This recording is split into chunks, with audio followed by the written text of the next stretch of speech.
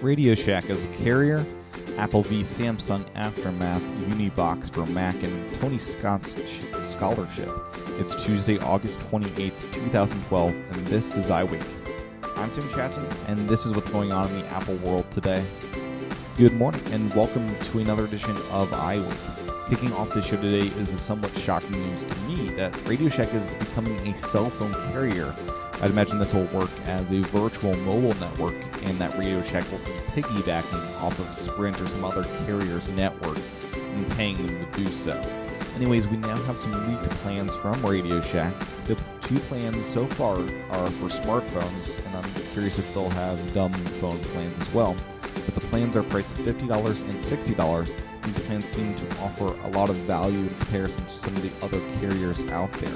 Both plans feature unlimited voice minutes, unlimited SMS, and unlimited MMS. The $60 plan includes tethering and 2.5 gigabytes of unthrottled 3G data. The $50 plan offers only 1 gigabyte of unthrottled data. Both plans do let you use more data for roughly $15 per gigabyte. It's priced out at the per megabyte rate of 15 cents per megabyte. Anyways, this is very interesting news. I'll be really curious to see what phones can take advantage of this plan. I personally don't see it making sense for me, but it may for you. Next up today is a continuing story of Apple v Samsung. First up is Apple responding to their victory by asking for a ban on 8 of Samsung's smartphones. The phones in question are the Galaxy S 4G, the Galaxy S2 on AT&T, the Galaxy S2 codenamed Skyrocket, the Galaxy S2 on T-Mobile, the Galaxy S2 Epic 4G, the Galaxy S Showcase, the Droid Charge, and the Galaxy Prevail. Apple made a wonderful little chart showing off the design patents, utility patents, and trade dress infringements that these phones have. Only time will tell if Apple gets what they asked for. Meanwhile, Google has responded to the outcome of this case by saying the Court of Appeals will review both infringement and the validity of the patent claims. Most of these don't relate to the core Android operating system, and several are being re-examined by the U.S. Patent Office.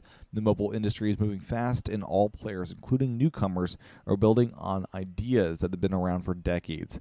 We will work with our partners to give consumers innovative and affordable products. We don't want anything to limit that. It should be noted that the Nexus S was found in infringement. The Nexus S, as you know, is a pure Google experience. It's a phone that was made by Samsung. No word yet on if the Jelly Bean update would put that device in the clear. If I was Google, though, I would be scared, very scared, in fact, if only for the basis that your partners are getting attacked and they may decide to move elsewhere if the Android playing field becomes too hostile.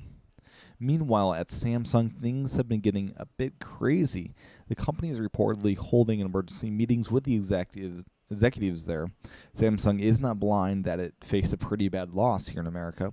According to one executive, it's absolutely the worst scenario for us. Meanwhile, Samsung shares are down some 7% in the South Korea market. This is the biggest loss for the company since October of 2008. I'm not sure how the company will react to this loss. It is really hard to imagine, though, a company with the DNA of stealing will change overnight. But who knows? It could happen. Now, let's move on to some app news. There's just a little bit of it today, but there's the first one is a rather exciting one for, I think, a lot of you mail users out there. So what is this new app? So it's a new mail client for the Mac. According to Mac rumors, 8 Loops is a software company that has a new client called Unibox and borrows a lot of organization and interface cues from chat clients like the Messages app by Apple. Like Messages, the interface consists of 2 panes, contacts on the left and messages on the right. The contact list is ordered by last received message, and all emails from that contact are consolidated into that one entry. On the right side, incoming messages are displayed in a chat-like interface with incoming on the left and outgoing on the right.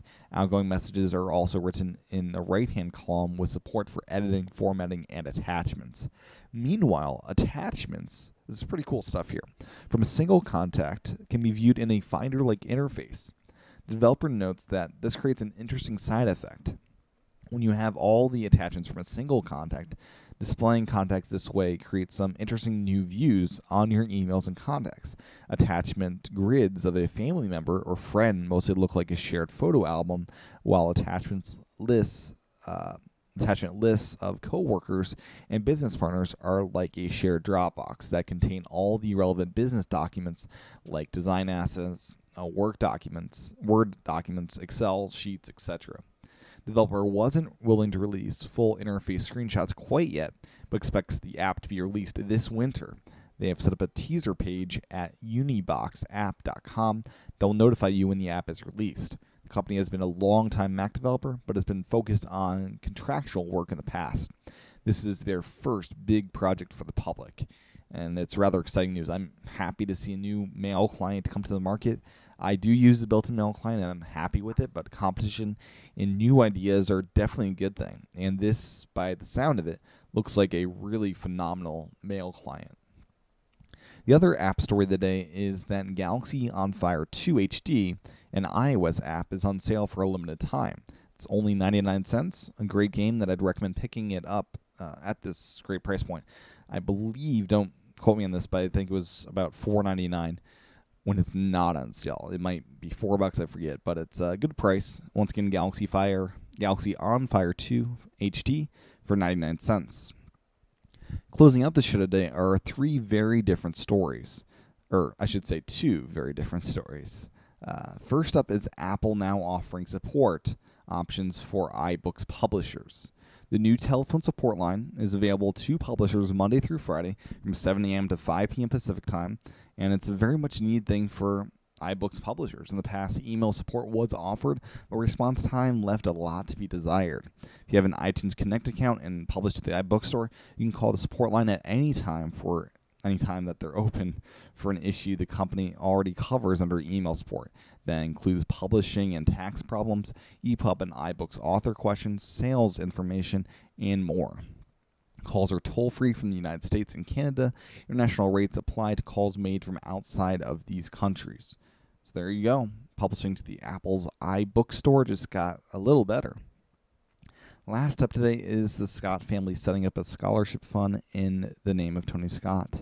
According to Deadline.com, to honor the life and work of filmmaker Tony Scott, the Scott family has created the Tony Scott Scholarship Fund at AFI, the American Film Institute, to celebrate his creative legacy. The family asked that in lieu of flowers, donations be made to the fund to help encourage and engage future generations of filmmakers.